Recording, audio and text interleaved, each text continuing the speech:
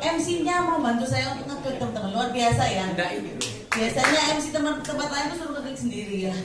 Oke, teman-teman, terima kasih hari ini Cepopi saya diundang ke, ya kan di kelasnya Pohan dipanggil Cepopi.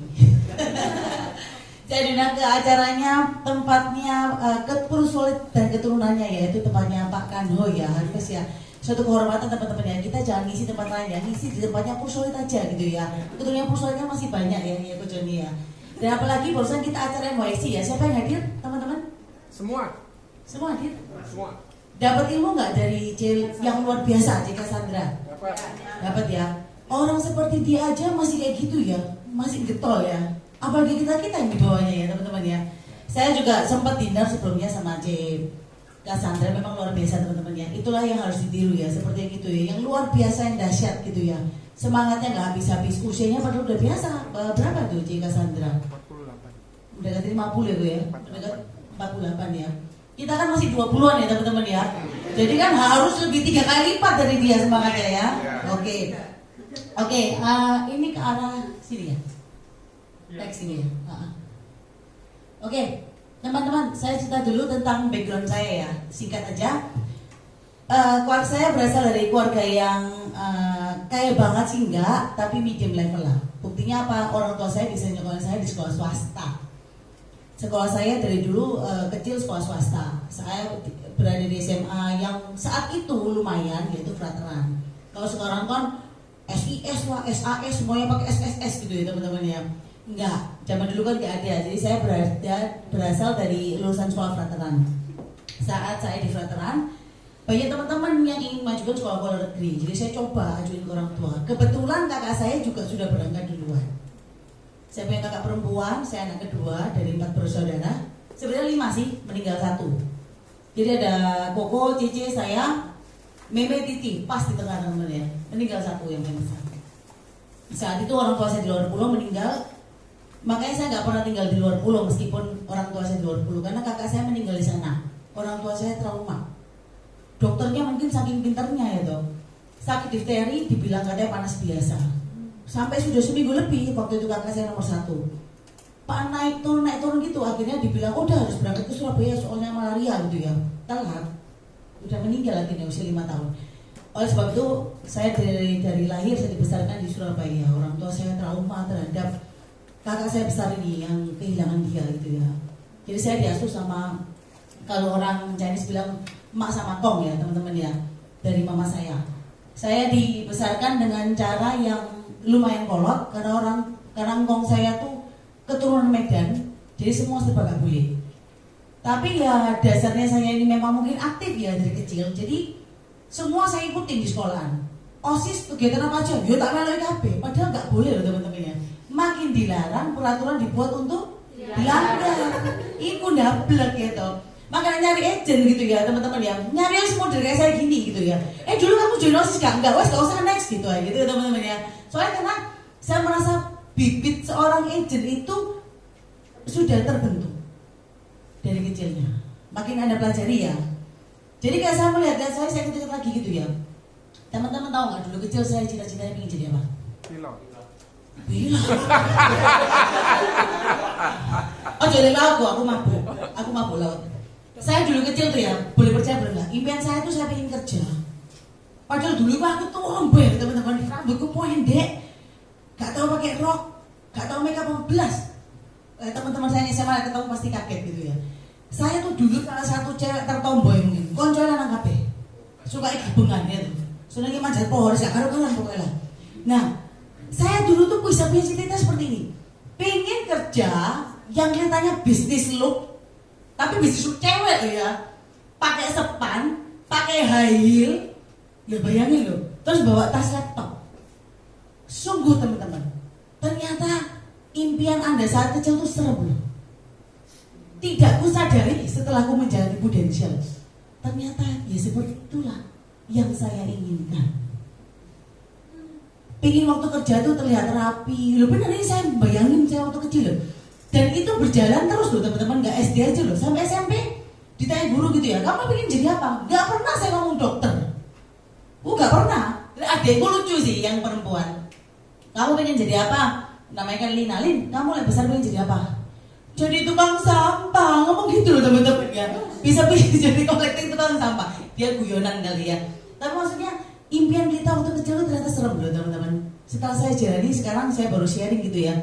Saya pikir-pikir, oh iya terwujud ya gitu ya. Apa yang saya inginkan saat saya kecil. Jadi saya shortcut, saya sekolah luar negeri teman-teman di ACC. Tapi dengan kondisi saya dibudgetin sama orang tua. Jadi di sana itu kan sekolah bayar, tempat tinggal bayar, semua serba bayar, nggak ada yang gratis ya kan teman-teman ya.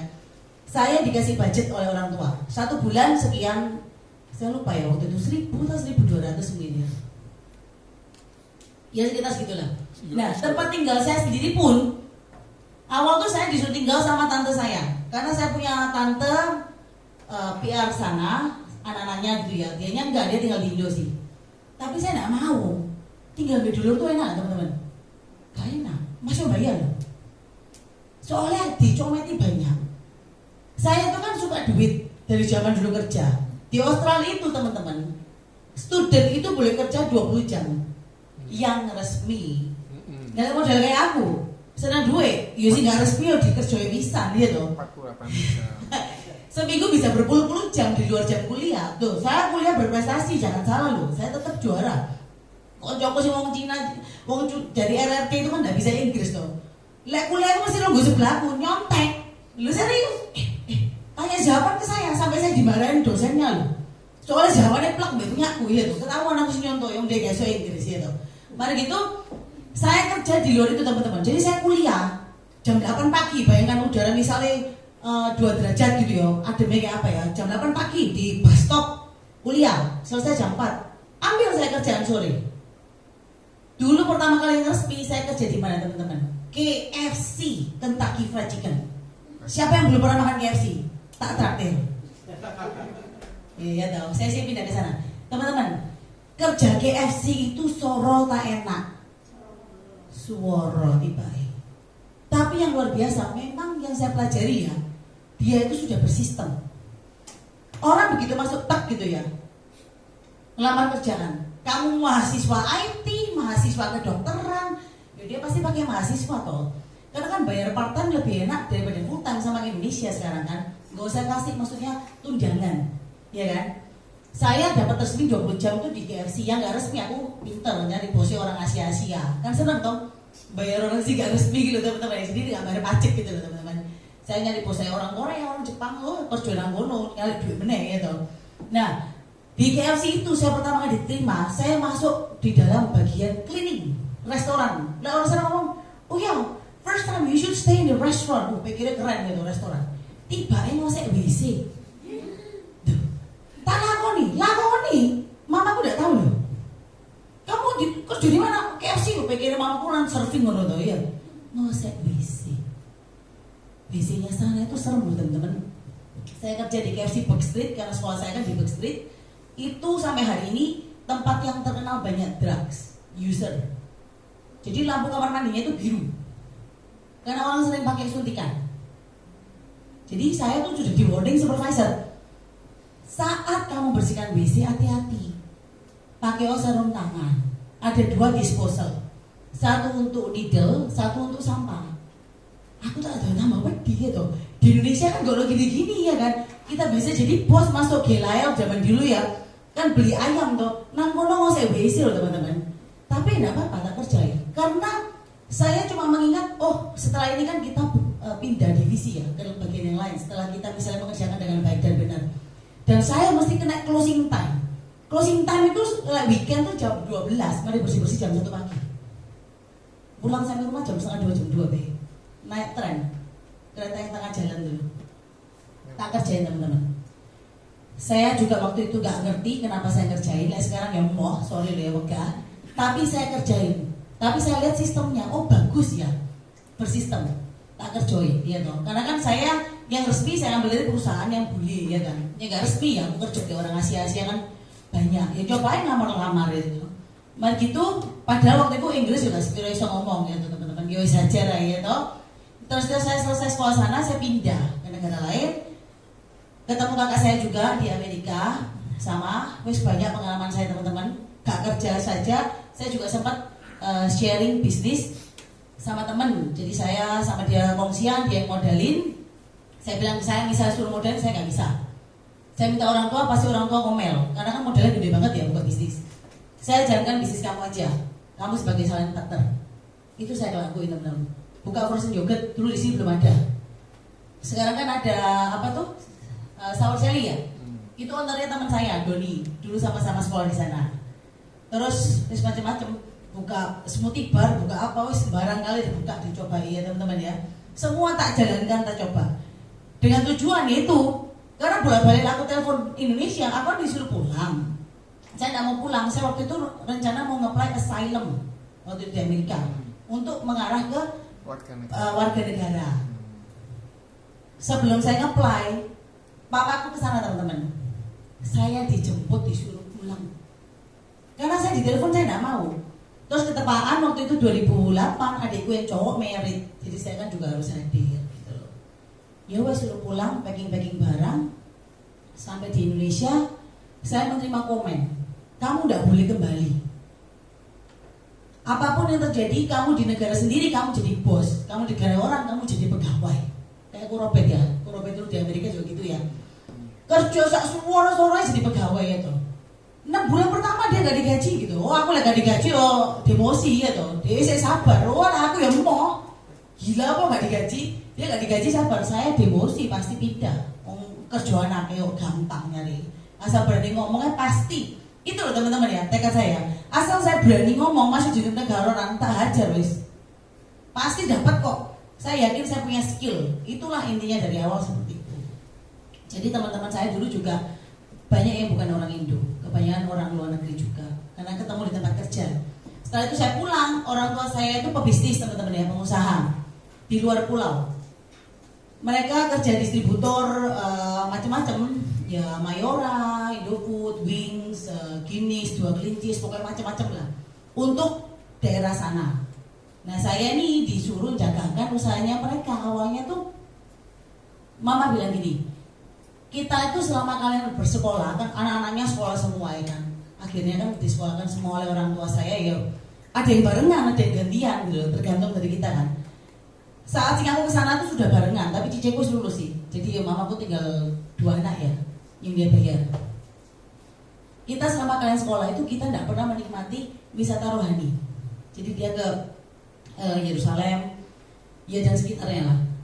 Jadi mereka request ke saya untuk minta tolong jagain tokonya.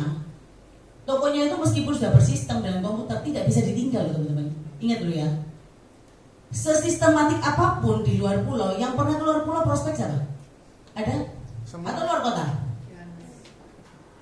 Bisa ditinggal nggak tokonya mereka atau gudangnya? Harus ada satu main key person, satu orang yang bertanggung jawab, yang incas terhadap keputusan apapun. Benar ya teman-teman ya? Meskipun sudah di komputer, apalagi nggak di komputer ya tuh. Ya wes, aku bilang nggak bisa nolak.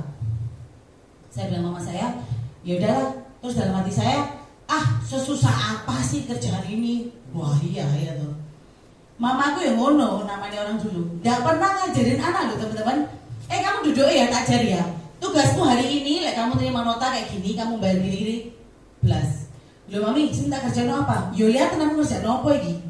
Suruh lihat toh. Tapi gak diurui, gak diajarin teman-teman. Ya belajar autodidak akhirnya. Karena dia bilang, karena aku yakin kok mami dulu aja gak sekolah kayak kamu keluar negeri loh. Ngomong kayak gitu teman-teman. Lulusan SMA bisa buka usaha. Ya wes lah, jangan dibantah. Orang tua ngomong gitu wes meneng ngocep ya teman-teman ya. Papaku kuliah, mamaku gak kuliah. Saya didono seperti itu. Masa kamu sampai sekolah kemana-mana gak ngerti kerjanya kayak apa? Loh memang kita sekolah diajari dagang kayak dia kan ya enggak ya teman-teman ya. Apalagi major saya dulu bukan dagang gitu teman-teman ya. Jadi yo wes tak liai kerjaan dia. Oh, lihat terima nota tuh gini, jatuhnya begini, orderan gini. Tapi ternyata wakil teman-teman. Di list buku HVS itu gak mari-mari kerjaannya. Karena mamaku semua dikerjain. Ya partai ya eceran. Apotek ya ada. Kerja proyek juga ada. Kerja dealer motor juga ada. Nah setiap ini apa gak bawaannya banyak lah rentetannya. Banyak teman-teman. dan main key personnya kita. Meskipun kamu punya pegawai, tetap kita. Jadi kita kerja itu teman-teman ya. Catatan jam kerjanya ya, boleh ditiru di Prudential. Senin sampai Sabtu, jam 7 pagi sampai jam 9 malam. Oke, selesai. Minggu jam 4 sore sampai jam 8. Sanggup nggak? Masih dijalankan sampai sekarang. Umurnya 61, bapakku 65. Ayo, kita masak kalah rek mbak mamaku. Aku kadang malas juga mikir gitu, masak kalah mbak mami ya. Luar biasa loh teman-teman. Berpuluh-puluh tahun. Getol, konsisten betul. Ayo, sanggup nggak teman-teman? Lain kali mamaku yang speaker ya. Xiaomi itu ya toh. Diajari dagang kamu hitung-hitungan. Wow, itu meli ya toh. Melo startup aja melo meneh gitu. Ya itu teman-teman ya. Jadi mama saya tuh kalau saya bilang tuh memang yang megang atau yang mengembangkan bisnisnya itu memang mama, tapi papa tuh bagian detail. Mama saya tuh gak detail plus. Hitungannya kuaco. Mesti papaku ya. Jadi plus minus ya melengkapi ya. Mama saya itu memang yang mengembangkan, yang ngelobi, yang apa itu semua mama. Jadi mungkin aku ya kayak mama gitu ya. Tapi aku sih lebih detail, lumayan sekolah soalnya ya kan. Dia kan sampai SMA gitu teman-teman. Jadi kita ambil plus minusnya. Setelah itu teman-teman, setelah wisata rohani, orang meneh alasan kita itu nggak pernah vacation berdua. Selama ini memang ya, selama berpuluh-puluh tahun tuh vacation gantian, satu jaga kandang. Aku nggak berani nolak, ya wes jaga. Tapi waktu jaga tuh teman-teman, saya nangis telepon tanteku yang di Surabaya nih, adiknya mamaku yang melok jaga aku waktu kecil. Cek sorone kerjoane mami, nangis saya guru-guru. Soalnya gak mari-mari teman-teman. Kadang tuh saya sampai gak bisa istirahat belas, mau buang air aja pertama kali dari jam 7, jam 3 sore. Sing nemui saya loh gak berhenti.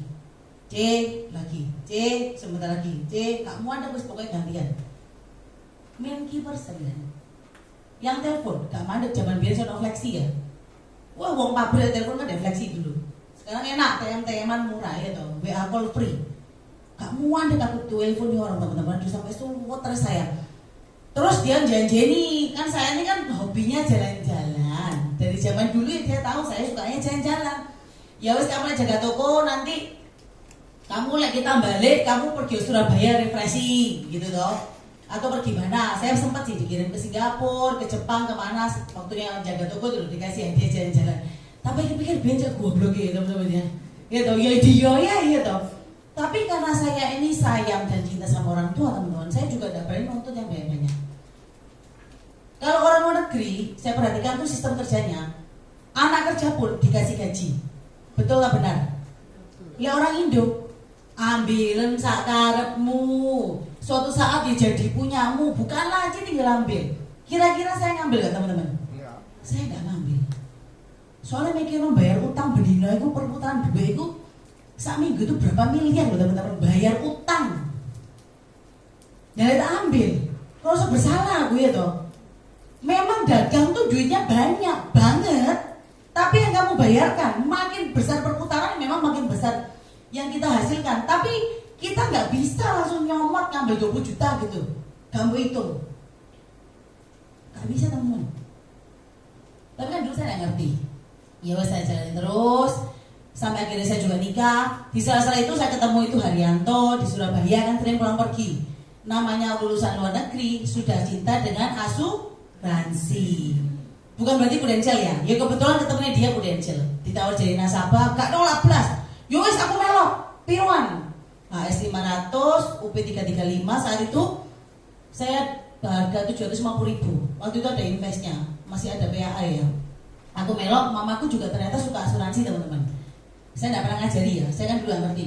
Akhirnya mama juga setuju dan ternyata dia juga punya banyak polis asuransi di perusahaan yang lain. Ya gak usah sebut merek ya. Akhirnya setelah itu saya nikah. Nah setelah nikah mungkin Angel ini juga melihat peluang saya di luar pulau, leader saya. Di sana dia sering tanya, sering kita sama saya, kamu itu di luar pulau tuh orang-orang punya asuransi apa gitu. Iseng-iseng ke Surabaya ngumpul-ngumpul kan ngomong gitu. Oh orang sana punya Bumi Putra ngomong gitu kebanyakan. Rasanya loh yo, kan aku juga nggak terlalu membahas asuransi teman-teman ya, kan kita nggak kerja di asuransi. Oh, lagi gitu cobaan aja, terus dia mulai mimi teman-teman. Kamu lo kerja di mamamu ya toh, kan dia tahu ceritanya. Kamu lo bukan baju suka gitu. Ya itu awalnya dari teman-teman, dari seorang teman ya. Leader saya itu berawal dari seorang teman yang sering banyak mendengarkan cerita saya. Dia mulai memikirkan yaitu leader selalu lebih hebat dari agennya ya. Memikirkan peluang bahwa kalau misalnya saya direkrut, dia bisa menguasai pasar sana lewat saya. Betul ya teman-teman ya? Karena saat itu memang tidak banyak orang yang masuk ke sana. Ada perusahaan lain depannya M, agennya tapi agak senior. Sekarang udah gak terlalu aktif karena cicinya sudah sakit. Ya, jadi ya kebanyakan kalau nasabah daerah Alor pasti ambil dari saya teman-teman ya. Gitu ya. Nah, habis itu ya di Alor. William pernah masuk sih? Ya William yang pindah di tempatnya Antonia. Sampai aku di Lono William. Males masuk Alor jadi ngomong gitu ya teman-teman ya. Jadi ya saya dapat di Angel, join jadi agent. Saya iyakan saja bukan dengan harapan saya full time seperti Anda sekarang yang masih part time. Kenapa? Uang sampingan. Yang ada di mindset saya pada awalnya itu apa teman-teman? Uang sangu, uang tambahan sampingan. Nah, kalau Anda berpikir seperti itu sekarang, ya wes selamanya sampai 2019, 2021 tetap jadi sampingan. Terbukti di saya kok. 2010 join, gitu. Gak iso prospek, gak iso kelas saya gak ngerti. Kebuacut saya teman-teman ya, jangan ditiru. Saya dulu direkrut sama Prusolid Agency, itu gak ngerti, taunya Prudential. Prusolid kantor di mana nggak tahu. Ownernya Prusolid nggak ngerti. Sistemnya Prudential nggak ngerti. Komisi gak ngerti. Produk gak ngerti. Lu serius? Karena sering di sana markas saya. Nah, training di mana? Di sini. Saya disuruh kalau ke Surabaya suruh ikut kelas mau nggak? Nggak mau lah. Itu loh wataknya pengusaha ya. Karena kita biasa dicari orang. Kalau kita harus mulai mencari, mulai mendengarkan, mulai belajar, itu memang awalnya pasti susah untuk memecahkan itu teman-teman ya. Kalau ada yang ikutan pengusaha ya, susah. Karena kita biasa dicari orang yang butuh kita, betul ya. Setelah itu Angel ngelatih teman-teman. Beberapa kali dia terbang ke sana, jauh loh teman-teman ya, 3 jam penerbangan. Nemenin saya juga. Jadi kita prospek barengan. Kadang-kadang saya sama Haryanto itu. Awalnya, apa yang saya lakukan? Lihat toh, nah gak iso apa-apa. Sungguh teman-teman. Pak Ali, zaman dulu kan Pak Ali ya teman-teman ya. Yowes denger aja saya. Nggak bisa saya suruh nirukan Pak Ali. Presentasinya seperti apa saya nggak bisa. Dawang dia aku main koncetok, gitu ngerti gak? Jadi harapan mereka tuh dengan saya melihat, saya menduplikasikan, betul ya. Terus memang ya diajari, tapi waktunya banyak nggak? Nggak banyak, karena saya ditentang oleh orang tua saya. Papa sih, mama ndak. Kamu loh sekolah jauh-jauh keliling-keliling itu, jangankan bisnis asuransi, nggak ngisi-ngisi nih dah. Oh jangan ngisi-ngisi nih papi boh ngomong gitu. Tapi ya mami saya bilang wis lah, nanti sore wis toko sepi, jalan Mbak Angel misalnya gitu ya. Terus mama saya juga bantu teman-teman diteleponin, tante saya, kawan segala macam gitu ya. Tapi tetap saya lakukan teman-teman dengan pikiran di sini bahwa sebagai tambahan sampingan. Karena pernah saya habis itu nemuin tante saya pertama kali teman-teman ya. Saya ingat saya yang ngomong sendiri ke nasabah, bukan Angel ya. Dia di belakang saya sengaja tidak mau ngomong. Saya masuk setelah toko tutup masuk ke rumahnya, saya manggil dia kan tante saya. Oh saya datang ke sini mau nawarin Prudential. Apa tuh Prudential? Dia bilang gitu. Tak bilang itu loh pokoknya asuransi yang ada kartu kesehatan.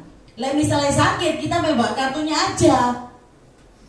Itu zamannya HS loh teman-teman, bukan PPH ya.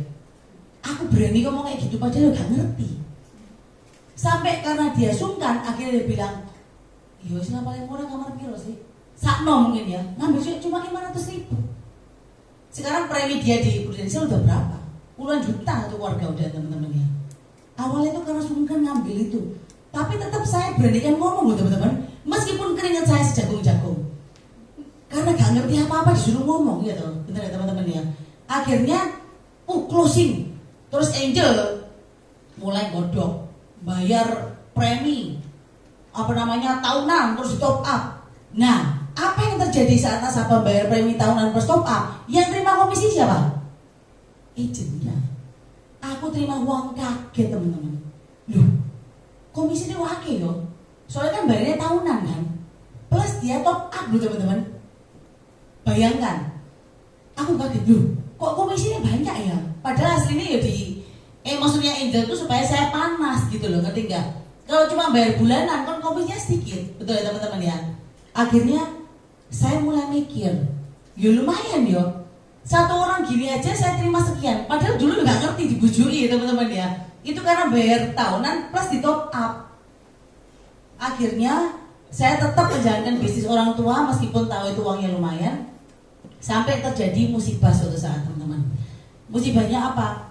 Kapal ekspedisi terbesar yang saat itu terbesar, sekarang udah pilot ya. Ekspedisi ini dulu menguasai lautan timur sangat banyak teman-teman ya, apalagi daerah kami. Bosnya itu menguasai lebih dari 40 tahun, bayangin. Kapalnya mungkin 7 atau 9 biji. Besar teman-teman, kapal tangki besar ya.